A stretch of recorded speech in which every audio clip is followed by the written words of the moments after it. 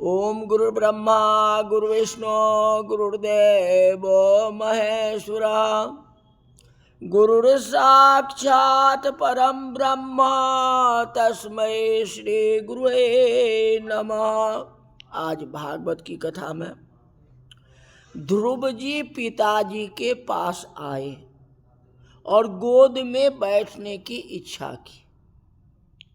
राजा को भी ऐसी इच्छा हुई, जो बालक प्रेम से आया है उसको मैं गोद में बैठा लूं। लेकिन विमाता सुरुचि वहां खड़ी थी। उनके आंख में बैर का भाव न था। भक्ति में आंख मुख्य है। जिसके आंख में प्रेम है वही भक्ति कर सकता है। आंख में प्रेम रखो, सभी को प्रेम से देखो। सुरुचि के आंख में बैर है। राजा ध्रुव जी को गोद में लेने के लिए तैयार हो गए। सुरुचि को ये सहन नहीं हुआ। राजा उत्तानपाद से कहती है उसके गोद में लेना नहीं है, क्योंकि आपका पुत्र उत्तम है। उसके साथ खेलो, वही आपका पुत्र है, ये आपका पुत्र है नहीं। राजा रानी के दास हो गए थे। अतिकामी पुरुष स्त्री के अधीन हो जाता है। अतिकामी पुरुष को स्त्री में कोई दोष दिखता ही नहीं। अतिकामी पुरुष को स्त्री का सब कुछ अच्छा ही लगता है, चाहे वह कुछ भी करे। शास्त्र में ऐसा लिखा है, जो पुरुष स्त्रियों में रक्त रहता है, ज्यादा प्रेम करता है, उसको देखने से भी पाप लगता है। मना नहीं है, आप स्त्री को देखो, सबको देखो, कोई आपत्ति नहीं है। लेकिन ज्यादा प्रेमता मत दिखाओ। ज्यादा प्रेमता दिखाओगे तो वही पाप की वासना हो जाएगी। और उस व्यक्ति को कोई भी देखेगा तो पाप ही लगेगा। स्त्री में विश्वास रखो, ये बात नहीं है। विश्वास रखना अच्छा नहीं है। अतिकामी पुरुष को स्त्री का सब कुछ अच्छा लगता है। अतिकामी पुरुष को स्त्री में कोई दोष दिखाई ही नहीं देता है। स्त्री में अति विश्वास रखता है। स्त्री जो बोलती है वह उचित है अथवा अनुचित है, इस पर कोई विचार नहीं करता। रानी को प्रसन्न करने के लिए राजा ने मुख फेर लिया। बालक वहां खड़ा है। सुरुचि को वह भी सहन नहीं होता। मुंह फेर लिया, कोई माने बालक खड़ा है, रहने दो, कोई आपत्ति नहीं है। तो भी सुरुचि ने अपना मुंह फेर लिया। तो भी वो बालक वहीं खड़ा है, क्योंकि बालक की इच्छा जो मैं राजा के गोद में बैठूं, मैं अपने पिता की गोद में बैठूं। बच्चे को बैर की भावना नहीं है, लेकिन विमाता को बैर की भावना है। कहता ये बालक तू यहां से जा। बेटा नहीं कहते बेटा तू चले जा, तब तो बेटा चला जाता। लेकिन कहते भैया नहीं, ये बालक यहां से चली जा। रानी मैं हूं, तेरी मां रानी नहीं है, वह मेरी दासी। ध्रुव महाराज के मां को दासी का किसने? विमाता ने। तू दासी का पुत्र है, तू यहां से चले जा। अब बताओ, बालक समझता है यह मेरी मां को दासी कहती है। जो सियान आदमी होगा वो तो नहीं चिढ़ेगा, क्योंकि वो समझदार है, कुछ भी कहे सहन कर लेगा। ये बालक को तो सहन नहीं हो सकता है। उसकी माँ को कहते हैं कि तुम्हारी माँ दासी है। दासी शब्द जब सुना तो ध्रुव को बहुत बड़ा दुख हुआ और दुख सहन नहीं हुआ। दासी शब्द उनके हृदय में बाण के समान लगा और वह बालक रोने लगा। मेरी मां को तू दासी कहती है?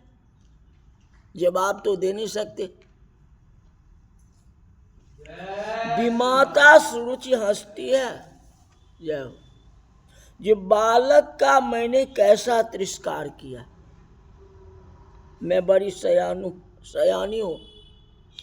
राजा को मैंने हाथ में रख लिया, काबू में रख लिया। अब बालक रो रहा है और विमाता हंसती है। अब ध्रुव जी सुनीति माँ को याद आती है।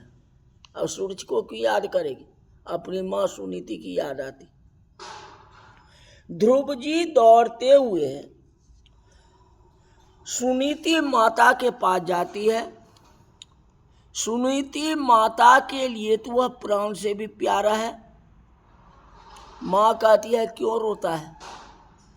सुनीति दौड़ती हुई गई, अब बालक को उठा करके घर में ले आई, गोद में लेकर के प्यार करती है। कहती बेटा क्यों रोता है? तुम्हें क्या हुआ? तुम्हें किसी ने मारा है इसलिए तू रोता है? बेटा तू तो राजा का पुत्र है, मैं तेरे पिता को कह दूंगी। तेरा पिता बड़ा राजा है। तुम्हें किसने मारा है? तेरे पिता को उसको सजा करेंगे। जैसे ही तुम्हारे पिता को कहेंगे वे उसको सजा करेंगे, दंडित करेंगे। आपको रोना नहीं है। तुम्हें क्या हुआ? जिसकी माता सुनीति है उसका पुत्र सुशील ही होगा, क्योंकि बच्चे की प्रथम शिक्षा परिवार में ही होती है। माता पिता का जैसा स्वभाव होगा वैसे ही बच्चे का स्वभाव होगा। पिता के स्वभाव से बदलाव हो भी सकता है, माँ के स्वभाव से बच्चे का बदलाव नहीं होगा। माँ तो माँ ही होती है ना।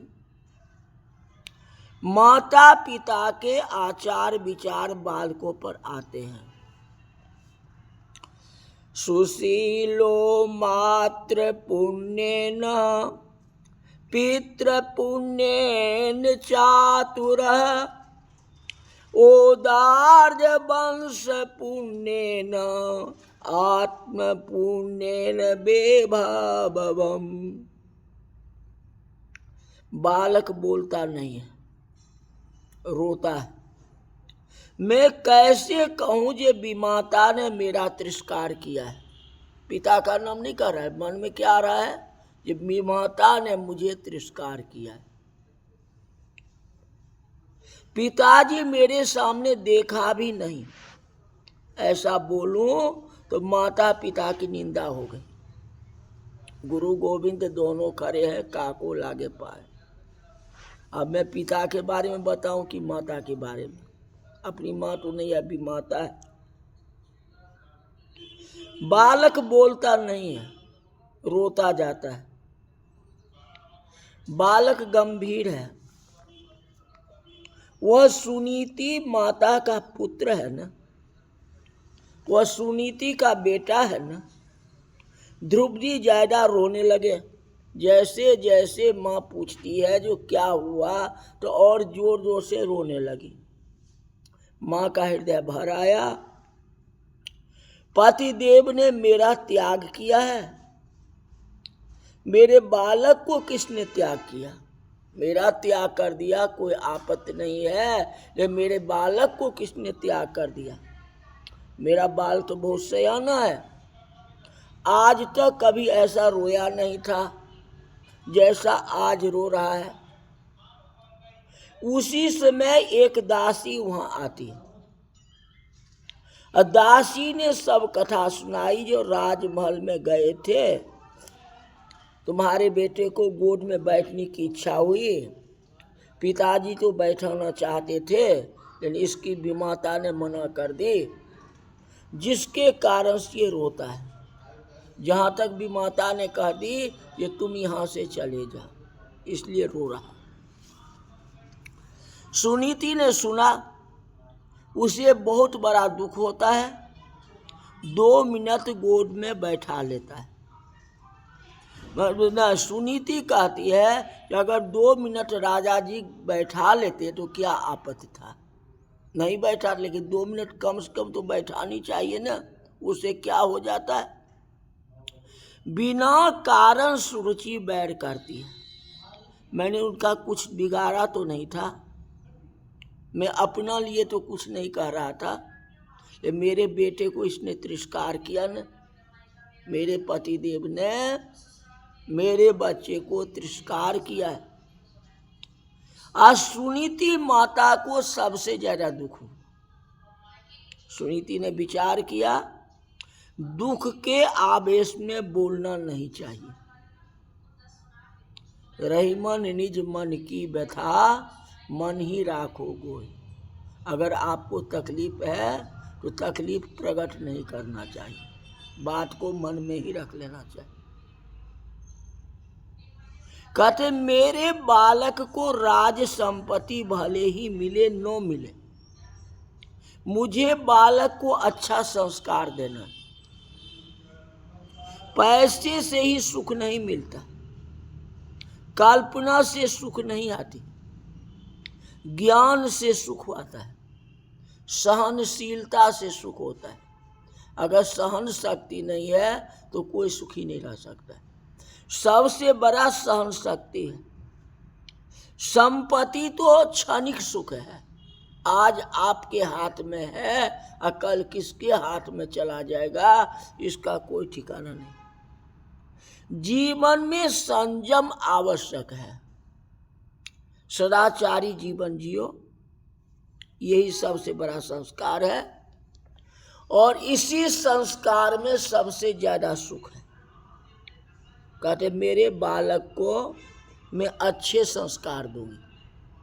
राजा जी नहीं दिए, पिता ने संस्कार नहीं दिए ना, मैं अपने बालक को अच्छे संस्कार दूंगी।